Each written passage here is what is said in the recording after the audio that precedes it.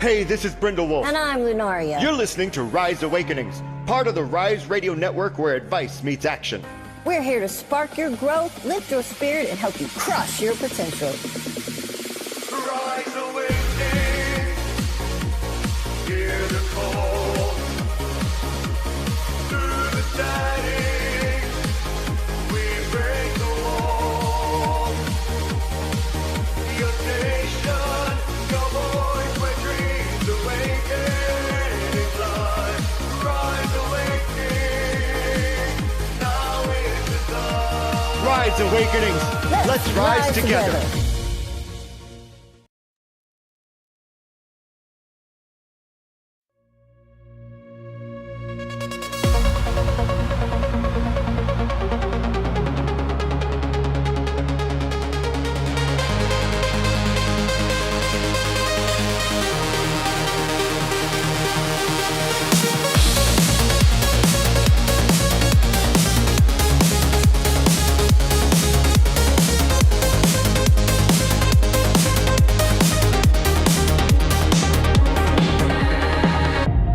Feel the hum beneath your skin, a pulse of light, let it begin. The night dissolves, the day will spin.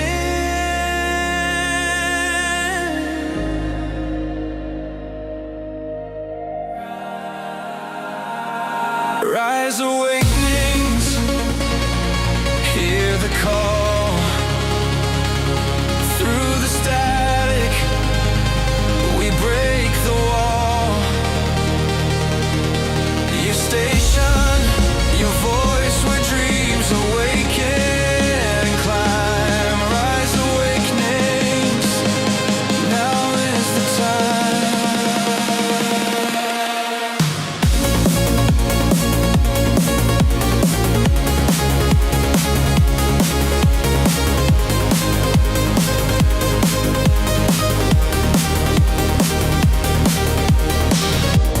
Echoes bloom, they bend and glide. A signal surging deep inside. From shadows grip, we rise and rise.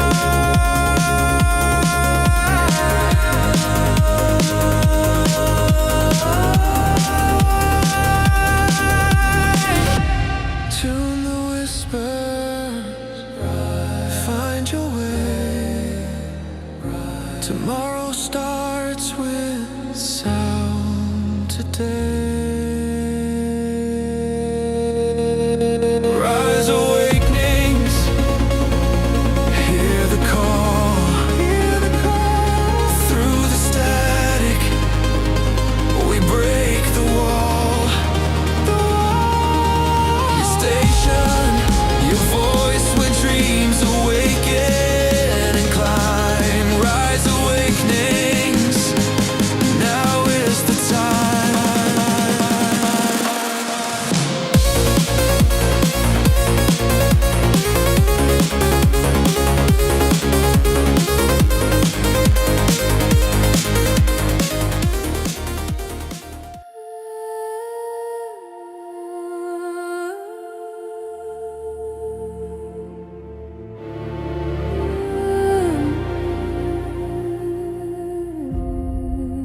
Start with the quiet parts, the things you hide behind your laugh. Sit with the ache a while. Let every question breathe and ask, who was I trying to be? Who am I when I just stay? Name every tender scar and let them have their say. This is the blue from the soil of your sorrow. Petals from pain, new color in tomorrow. You walk through the dark with a soft, steady truth, holding your heart till your heart carries you. the blue.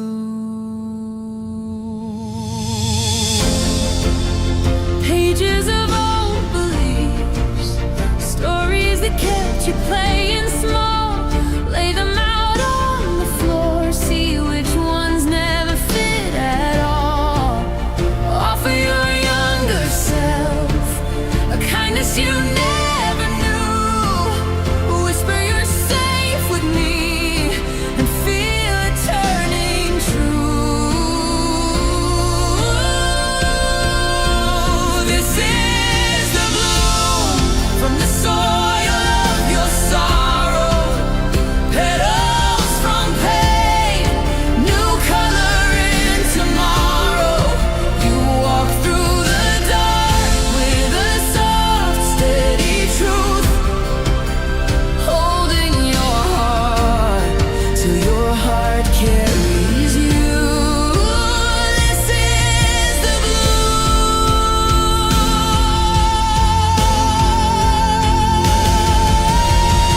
In the shadow you found treasure, in the breaking you found room.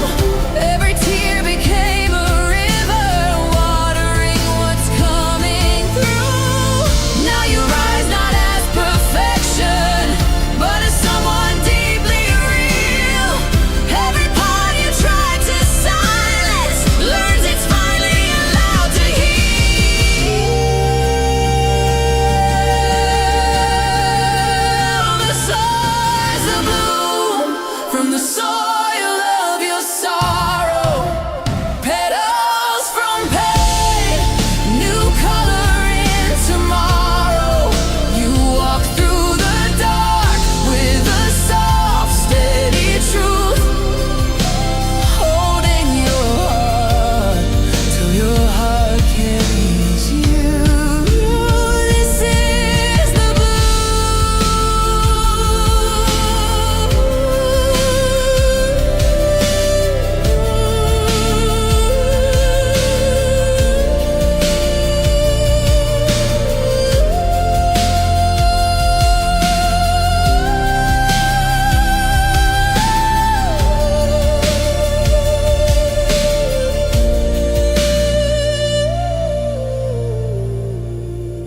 This is the blue.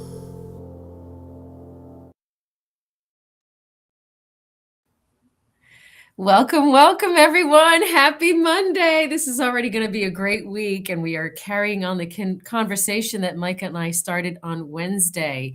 So let us dive in.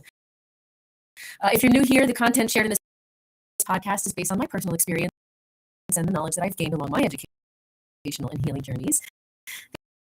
The information is shared in the greatest degree of love and is intended to resonate with whoever it may to assist in your healing journey. Please feel free to take what resonates and leave what doesn't. And remember, this is a judgment-free, safe space. Please refrain from any form of bullying, harassment, or toxic behavior. And if you cannot hold space with us, you will be removed. Chat questions will be answered in the order in which they have been received in relation to the topic, and I will get to as many as time allows. And to the man behind the curtain, Micah, aka Papa, thank you for putting the questions on the screen, and thank you for doing your pressing buttons thing and all that you do. And if you feel called to dive in deeper into your own personal growth and evolution, I am for hire as a transformational coach, trauma specialist, Reiki master teacher, and fully ordained minister. The Healing Rose is a 501c3 affiliate chapel with the Alliance of Divine Love, and I would be honored to guide you through your unique journey.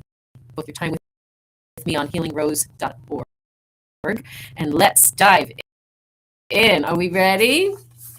Now, this topic here is something that needs to be talked about in a little bit more structure and depth, because you might have some aha moments.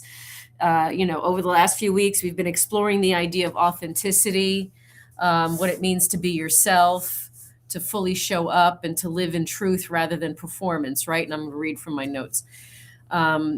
These phrases we're saying are now, we're making them trendy, basically. But today, let's slow things down a bit and let's move beneath those sayings and ask ourselves that one simple question: who are we when no one is looking? When there's no audience, no expectation, no role to perform, who are you then? Are you guarded? Are you relaxed, playful, or quiet, sad, hopeful, motivated, angry, tender, honest? Many of us believe that when no one is watching, we are our most authentic selves. There is relief in privacy, right? We can exhale. We don't have to manage perception. And yet, here's the conundrum. If we believe our truest self only exists in private, how do we bring that self into the world where people are looking? People. Ah. If authenticity feels safe only in solitude, what does that mean to live authentically in relationship and community and in society? Well, let's talk about it. Okay. First, we need to acknowledge something very important, that social norms exist for a reason. They help us with sharing space without harming one another. They protect dignity, right? These social norms, some of them are in place for a reason. They support coordination, care, and mutual respect. Thank you for the question. We're coming to that. For example, our bodies, okay? And I'm going to turn into a 12-year-old for a minute. We all have bodily functions, right? And most of us agree that it's loving and respectful not to release award-winning belches in public or leave aromatic reminders of last night's dinner in public spaces, right? That's not, that restraint is not repression. It's just caring for other people. And yet, even here, with this example, in some cultures, it does matter. Certain bodily expressions are seen as compliments or signs of satisfaction. What's considered appropriate in one place may be entirely different in another. So that tells us something very important. Who we are allowed to be in public is deeply shaped by society, culture, and religion. What's normal here is not a universal truth. It's a local agreement. So, let's talk about when norms protect and when they overreach, okay? Healthy norms say do no harm, but over time, society often extends those rules beyond harm, prevention, and into personality suppression. Once norms move from don't hurt others to don't make people uncomfortable, the burden shifts from collective care to individual containment. And this is where authenticity begins to fracture. Okay? The parts of ourselves we learn to hide. Let's go back to the original question of who are we when no one's looking, and let's change that. Let's change that to who are you in private that doesn't fit the norms in this society? What parts of yourself do you dim, soften, silence when you step out into the world? Here are the most common parts of the self that gets hidden, not because they're harmful, but because they are unfamiliar or unprocessed in others. Okay, so my favorite topic, of course, is emotional depth, right? Feeling deeply is not a social norm, is it? Right? Expressing grief openly, being moved to tears for something beautiful or painful, naming emotional truths that disturb the good vibes only culture, right? Depth makes people uncomfortable when they haven't been taught to sit with their own emotions. So the deep feelers get labeled too much. How many of you are too much? Healthy anger versus truth telling, right? Naming injustice, setting clear boundaries, saying that's not okay with me, refusing to be pleasant at your own expense. Okay? How many times have we been polite and laughed just to be palatable and agreeable? Because the social norm is the stuff that's unhealthy, right? Unhealthy. Okay, so let's go to this next one. Healthy, regulated anger isn't violent, but it's clarifying. And so I think we need to make sure that we understand that Sometimes the healing process is going to be against social norms because it's often rejected because it invites an accountability. Okay, so we have to understand that aspect of certain emotional things that we are doing that's healthier for ourselves, but so not the social norms. Okay, let's talk about playfulness and joy. You know, that's one of my favorite topics, right? Yes, the healing is typically against the social norms, the healing process. You're right. Like the healing process has to include playfulness and joy. That helps in the healing process. Spontaneous laughter, childlike excitement, expressive movement, delight without irony. Let me explain this one, okay? The New York Times spoke about this one.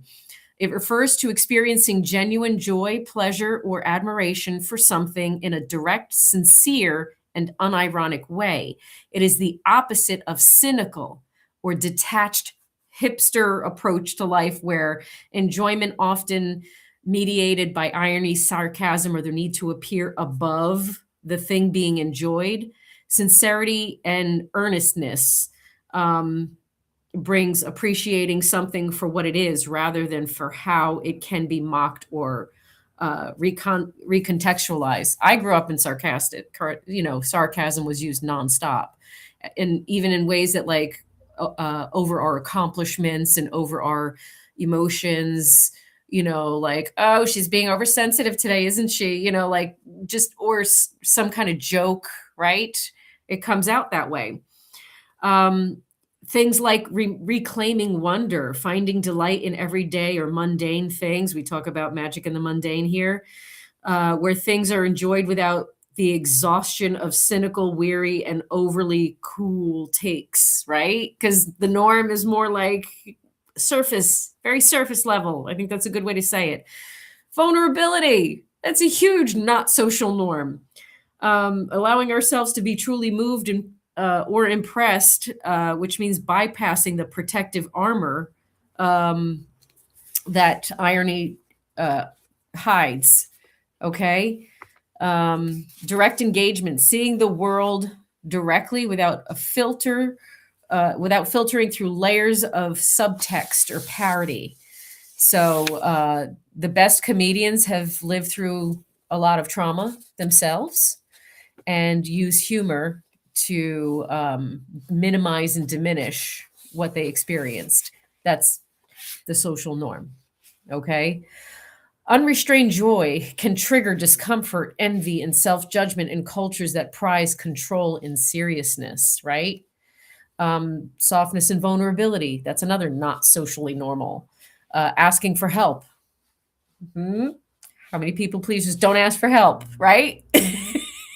Naming fear or uncertainty, admitting overwhelm, offering tenderness in hardened spaces. Vulnerability is often seen as weakness in certain professional and social settings, right? It's more acceptable in private, but in public, we mask to preserve the image of competence. So if you went to your boss crying, usually you're seen as incompetent, unless your boss is friggin' amazing, right? But what's really happening here? Okay. When these parts of us are shamed, it's really about us. It's about unmet emotional literacy. People can only meet you to the depths and capacity they have met themselves. Unhealed shame blocks their potential and limits potentially yours. Unexamined conditioning, so the limiting beliefs that they project onto you, right? The fear of being seen and perceived. I feel like this needs to be a whole different Phoenix Talks, Micah. The fear of being seen and perceived. People can only welcome in what they've been allowed to welcome in themselves, okay? The cost of suppressing yourself in public. When we amputate parts of ourselves in order to belong and be accepted, our joy diminishes, our creativity narrows, the nervous system stays guarded, relationships remain shallow and surface level, identity splits into public and private selves. God, that sounds exhausting. This is why so many people feel alive when they're alone and exhausted in company. So let's realize that authenticity is not reckless rebellion against the norms, right? Let's be clear. Authenticity is not about abandoning all the norms, okay? Or expressing every impulse without discernment. Love calls us to wisdom, right? We're healing, we're becoming wiser. The work is not rebellion, it's discernment. Discernment to understand where you're safe to be your fullest expression. Ask yourself these questions. Which norms protect life and dignity, and which norms merely protect comfort and control? Authenticity does not mean oversharing. It means honest with care. Okay? So here's how to make ourselves feel safe in public, because we like to talk about that. And then I'll get all your questions and comments. Authenticity grows through small, loving experiments. Okay? In a meeting, instead of pretending everything is fine, you say, "I'm feeling a bit overwhelmed today, and I'm still finding my footing. Let me get back to you." In a tense moment, you're allowed to allow yourself to a genuine laugh or a smile. Like, this is especially helpful in situations where there's heavy grief, and laughter is the best medicine. Sometimes they'll remember a story about them, the person, and it'll bring joy. So, like, that's a courageous thing to do, because the norm is to be super serious and, not think of making a joke. At a gathering, you can let yourself be playful instead of perfectly composed and stiff and like what you think they need you to be, right? These moments feel risky because they loosen the mask, but they also invite in connection. So this is your homework for this week. This is your gentle practice for this week. Okay, we understand the social norms, of course, are like invisible scripts that shape how we express ourselves, but we need to be careful not to oversimplify them. They're not just external rules. They also come from a place of safety, belonging, and sometimes survival.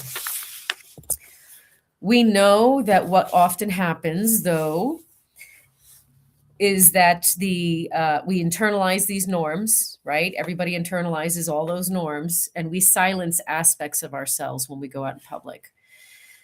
Maybe a sense of wonder or vulnerability, or even a sense of humor. And this dimming, this shrinking is often a form of self-protection, right? So we don't risk being judged or misunderstood. Now, when we get curious about this, we can begin to identify those parts of ourselves that we hide, okay? And from there, we can take small steps, moments of courage, to express them and test the waters, even in a subtle way. And by doing that, we begin to recalibrate our authenticity out there in the real world in our interactions, okay? We don't need to be reckless about it. We just need to be honest. So this week, I invite everyone to really observe what parts of you have been silenced, what might happen if you let just a little bit of that shine. Notice when you censor yourself, and pause and ask yourself, what am I afraid would happen if I express this? Okay? Then in a safe space, let one small piece of your private self meet the world. Not all at once, not for approval, but for your truth, for the truth, okay? You're never meant to be fully understood by society, built on averages, mediocrity, and convenience, okay? Your fullness is not a flaw, it's a signal, a homing beacon, right? A homing beacon, powerful self-acceptance with permission. And when one person gives themselves permission to be fully human, it quietly widens the emotional bandwidth of the world. Yes, you have the power to do that. So may you choose love over performance. May you choose compassion over concealment. And may our authentic presence become an offering, not just for ourselves, but for everyone. Let's get started. I'm going to answer some things now. So the first question was, where is it safe to be yourself? I hope I answered that in the here's what you can do to take baby steps to find where you're safe. So let's see. what kind of shares we have here. We have a lot going on in the chat, so I will need a second to catch up. Let's see. Yeah, you're not as jokey, right? Let's talk about that. Let's talk about sense of humor. And so I'm bringing that up because a lot of us also don't understand where the cultural sensitivities are, so that we're not alienating or diminishing any specific demographic. Okay. So we're self-aware of how we present, and our jokes are harmless as far as appropriateness in the circumstances and situations. So that's a conscious awareness thing. But when you're in spaces and places where that's not the case, and where it's meant to diminish another person, where there's someone being attacked as a matter of joking or humor, right? You're going to step in. So there's a couple pieces to this. I'll get to yours, Michael, in a second. There's a couple pieces to this. Because when someone's being attacked, how we can show up authentically and fearlessly is to step in and ask the person making that joke that's inappropriate, what did you mean to express by saying that? What was your intention and context behind that? How did you mean to make the person feel by stating that? Just saying those things returns it completely on the other person and changes the whole dynamic of that scenario. And now you've just stood up to a bully for someone to feel like, oh, good, I'm not going to give a fake polite laugh at my expense. So you help people in that way. I don't believe in calling something weird in a negative way. I believe we are our norms, and we have our perception of someone else's norms. Yes. Yes. And in the context of what we're talking about here, being aware of other people's perspectives is very helpful in how, in making sure that we align ourselves with that heart-centered space when we move forward, and bravely add in things. So if you're in a space and place, and I hope that, thank you for sharing that. So I hope that that ties into everything for you. The other part of your other question was you hiding your sense of humor. So I don't want you to hide your sense of humor. I feel like that's an icebreaker in different situations, as long as your sense of humor is neutral and does not attack any single person, gender, religion, culture, that whole gamut. So allow yourself to try and see how it shifts the entire energy. This is especially useful in tense corporate or work environments. And if it's a joke that is relatable to the person that is a little tense, it may soften them a little. So don't be afraid to show up as you, as long as you've done the whole is it true, relevant, and kind, respectful kind of thing before it leaves your mouth, and you discern properly. Let's see, what else do we have? Just because I've come to realize it isn't real for me in any sense doesn't mean it's not real for someone else. That's correct. That's correct. That's absolutely correct. And that being said, that works in both directions. So if the bully believes that they're perfectly fine in doing what they're doing, but you in your heart know that that's not in alignment with love, and you need to support the individual who's being mocked at their expense, that's also where you can share your alternative perspective. It's an opportunity to shed light and illuminate what it is that their beliefs are, because if their beliefs are not in alignment with love and is creating dysregulation in your space, you have every right to give your perspective and turn it back on the other person for reflection, because you do have the power to affect change in those around you when you approach it with, I'm confident in myself, I'm good with who I am, I'm good with the love that I bring to the table, and here's how I can help. I can help by making you question things, or by perhaps maybe making you look like it wasn't as funny as you think it was, and then you can kind of go from there if you're at a lower vibration. Right?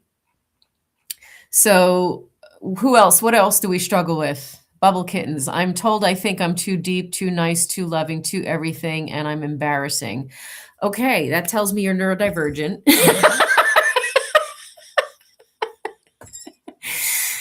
Yes, to all of the above. But why is that? Why is that? And remember, because it is societal norms to keep us in fear, to maintain control and power over us. We're going to be angry and sad all the time. And joy makes us uncomfortable because most people are existing from the programming that is unhealthy. So the social norms are going to see you as a threat to their social norm. Honey, amplify it, make it bigger. That's quite all right. The more people that don't perform, the more they won't feel like they have to. Exactly. Exactly. You give others permission. And I think this is what I want everyone to take away with today.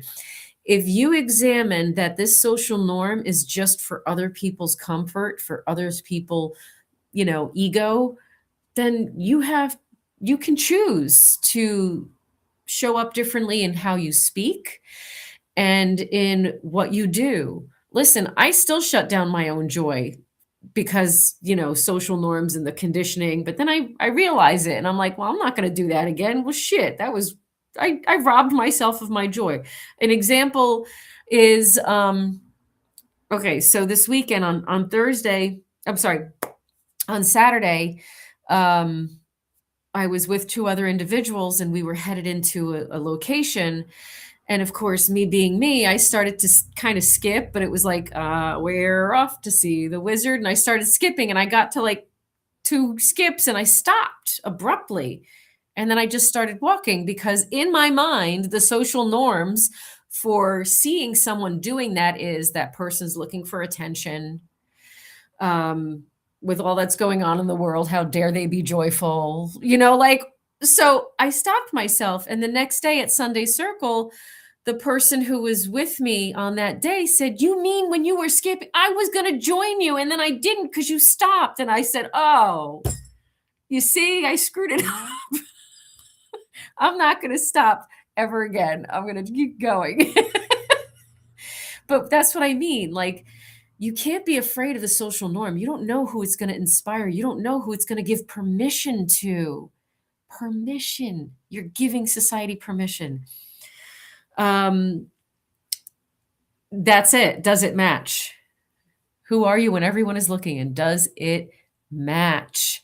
That's your examination homework. And then decide in what ways you're going to show up differently that will make people uncomfortable. Yes, intentionally. In a very quiet and powerful way that's not intrusive, dismissive, invalidating, or hurtful. Okay? So it's going to be practice. You're going to need some practice.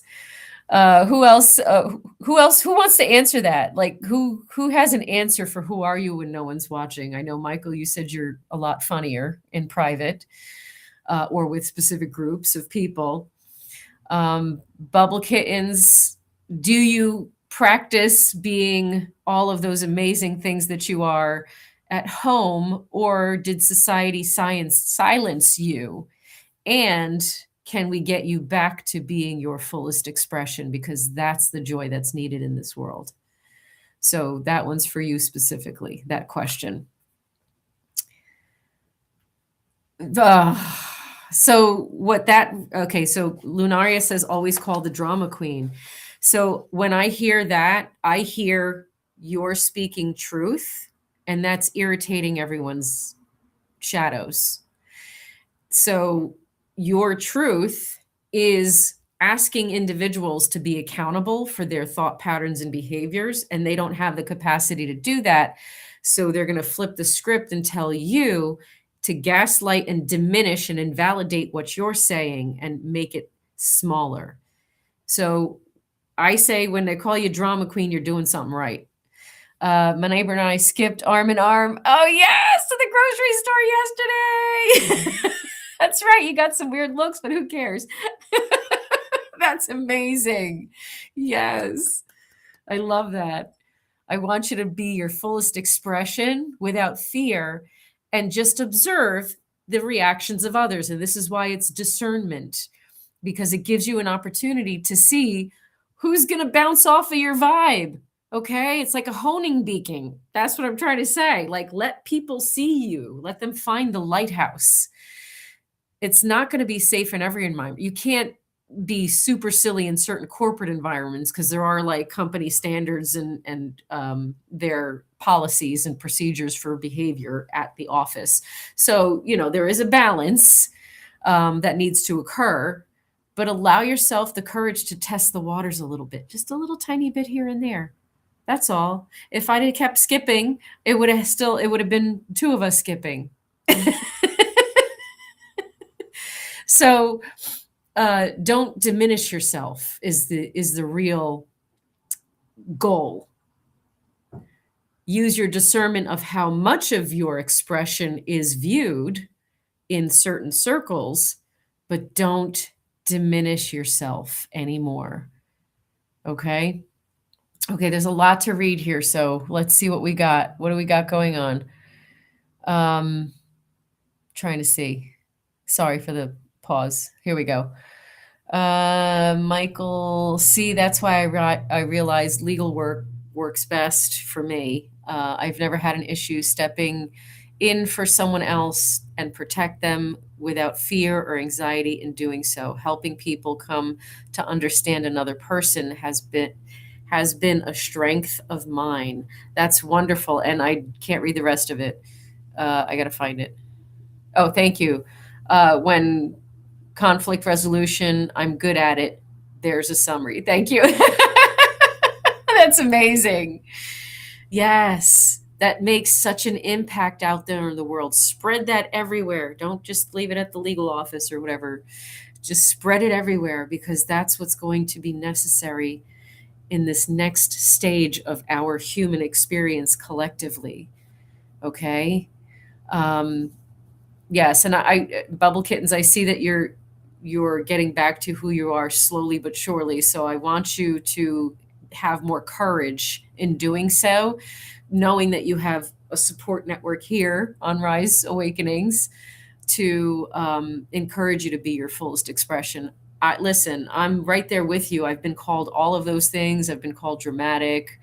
I've been told that I'm the problem because I'm stating things that are factual and disruptive. I don't care. I'm going to be goofy and silly and playful. Life is more full and fulfilling when you're playful and joyful, and when you bring your fullest expression out there without filters, with discernment and wisdom, though. There's the difference, okay?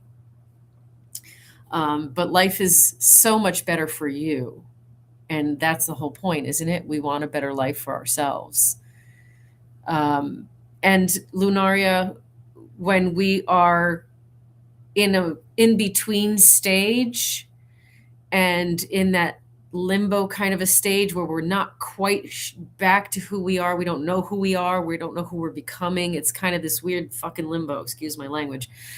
When you're in that stage, this is the perfect opportunity to choose what feels good to you. This is where you lean into what's made my heart happy, what feels good, what feels natural, what feels right, what puts me in my flow, and decide for yourself what that is. Like your example of skipping, that's your joy. You are joy. And so that to me is something that is a part of who you are, that feels right and feels natural, and that's what you're going to take with you. I usually take people by surprise and throw them off guard when I act silly, and then flip between serious and playful, hard for people to handle and keep up with. That sounds like a them problem. Your fellow weirdos will be able to keep up just fine. And that's the whole point of being authentic. How are people going to find you?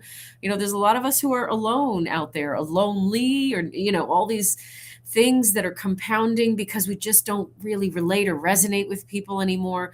If we don't allow ourselves to be seen in our fullest expression with wisdom and care, how are they supposed to find us, and we supposed to find them? Okay? Because we'll see them, we'll know them from their response to us and from their matching our vibe or enjoying our energy. And so you will feel safe in the right company, and that's okay. And us neurospicy people are just giant children who are much wiser, but we're still like a child. We still want to play and explore and be curious and have adventures. I don't think I've known a single neurospice who has not been any of those things. Michael says, I'm not getting back to who I was because I love the person I've become. I don't hate who I was, but I'm glad I finally broke out of my own chrysalis and spread my wings. Yes, yes, yes, yes. Now spread those wings out there in society in ways you've never tried before. Because we want to break the habit of being tethered and boxed in and diminished by social norms just for ego's comfort and control, right? So that in and of itself is kind of a little, you know, rebellion, but not.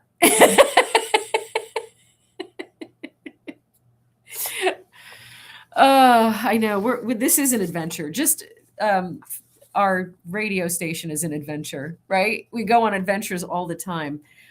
Now I know there's a lot of chat happening, and this is absolutely fabulous, but I want to share with you if everyone's done asking questions. Let me just make sure everyone's okay. I've had 2 X5s, a mother, a grandmother, and 8 months. Yes. Okay. I'm reading. Thank you for your patience. A lot of interaction.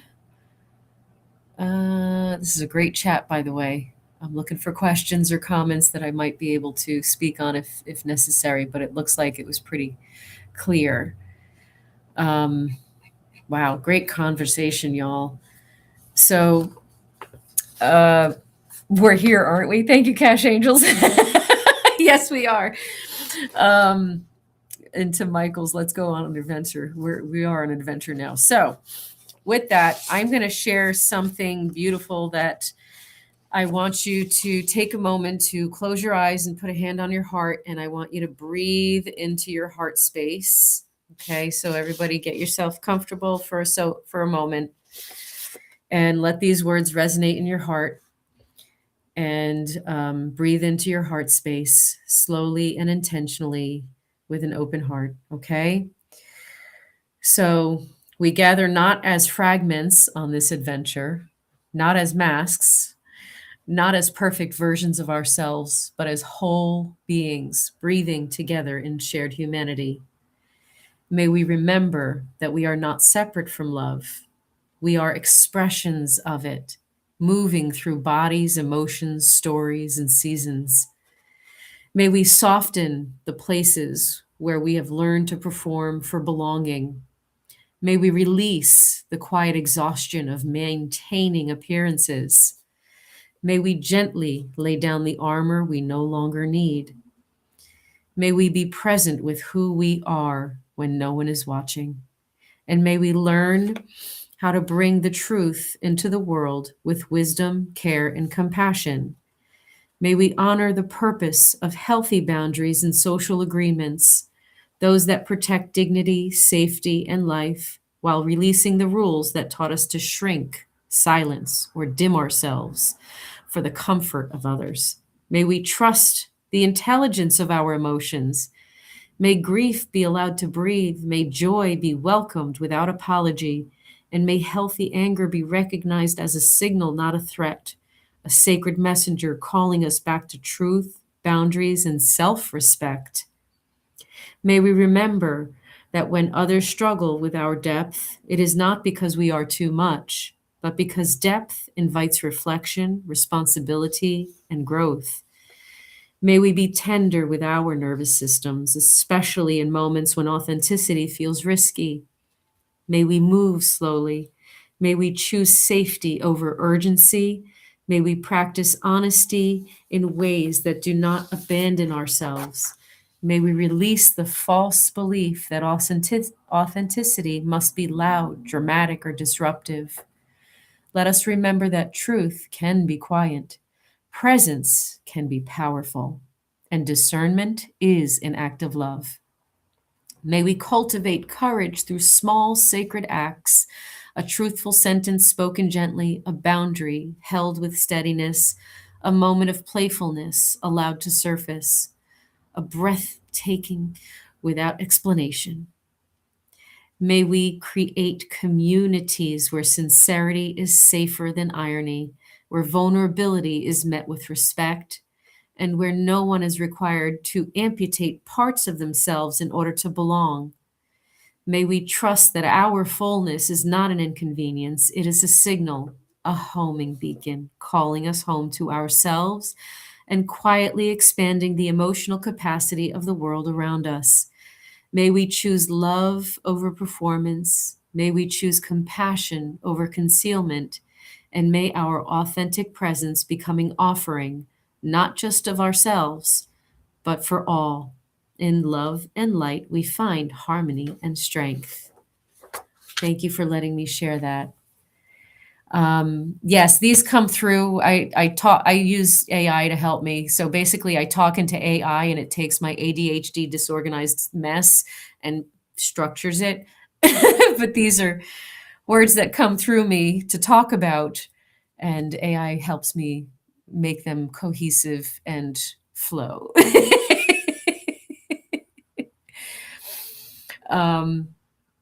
Thank you. So I want you to let that sit in your heart, and I want you to let yourself go onward in your week and the following weeks, just observing how you show up. And that's a great way to get to know yourself and decide what doesn't feel right and what does feel right. Okay? You are so beautiful, all of you. I love you all so, so, so much. It's only 11:45, but you know what? I feel like y'all are fulfilled. Do y'all feel fulfilled? Let's see in the comments if y'all feel fulfilled. And if there's any last items that need to be addressed, I can. Okay? But I think we all need to let this just settle in there, simmer down in there, let it integrate into our experience. I hope this was helpful, and I'm grateful to share. And the bloom is a reflection of my Sunday circle, so you're all there with me here in this platform. And this is our community where we can be the fullest expression of ourselves in love, okay? Oh, I love you. I love you all so much. Yes, and just a reminder, there is no Phoenix Talks this week. There's no Messengers this week. There's no Brindle's Vision this week. And if I'm forgetting something, I'm sorry, but there is the core. So you're not going to see us again until Thursday. And whatever are you going to do with yourselves for that time? Gee, might be a good time to practice discovering. I love you all so much. Please find me on all the socials, Facebook and Instagram, not all the socials, Facebook, Instagram, and YouTube. You'll find Phoenix Talks in the Core on Micah's page and also on Carrie's page, and I still am technologically deficient. So I need to get everything over onto my YouTube. But healingrose.org is my booking platform.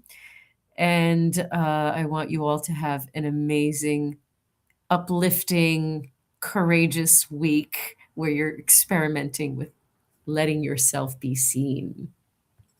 Ooh, that's a challenge. We got this, though. We got this. I love y'all so much. Thank you for being with me.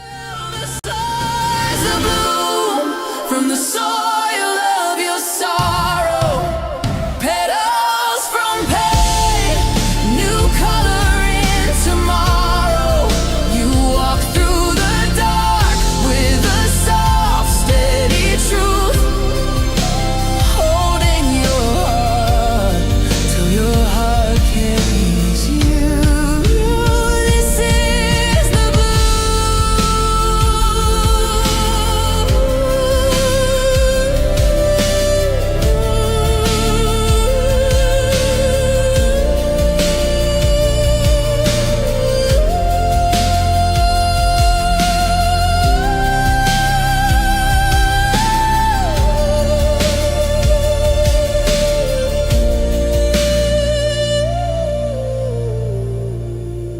This is the blue.